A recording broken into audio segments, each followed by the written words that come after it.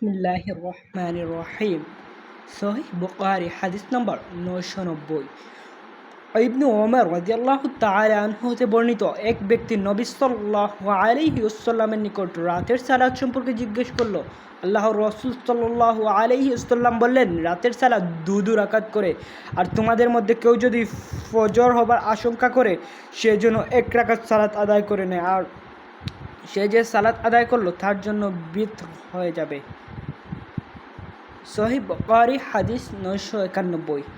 নাফি রাদিয়াল্লাহু তাআলা আনহু হতে বর্ণিত, আব্দুল্লাহ ইবনে ওমর রাদিয়াল্লাহু তাআলা আনহু বিতর সালাতের 2 রাকাতের মাঝে সালাম ফিরাতেন, অতঃপর কাউকে কোনো প্রয়োজনীয় কাজের নির্দেশ দিতেন।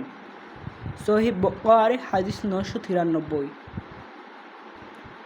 আব্দুল্লাহ ইবনে ওমর রাদিয়াল্লাহু তাআলা আনহু হতে বর্ণিত, তিনি বলেন, আল্লাহর রাসূল সাল্লাল্লাহু আলাইহি ওয়াসাল্লাম বলেছেন, রাতের সালাত 2 রাকাত করে, অতঃপর যখন তুমি সালাত শেষ করতে চাইবে তখন 1 রাকাত আদায় করে নিবে, তা তোমার পূর্ববর্তী সালাতকে বিতর করে দিবে। কাসিম রাদিয়াল্লাহু তাআলা আনহু বলেন, আমরা সাবালক হয়ে লোকদের 3 রাকাত বিতর আদায় করতে দেখেছি। উভয় নিয়মেই অবকাশ রয়েছে। আমি আশা করি এর কোনোটি দূষণীয় নয়।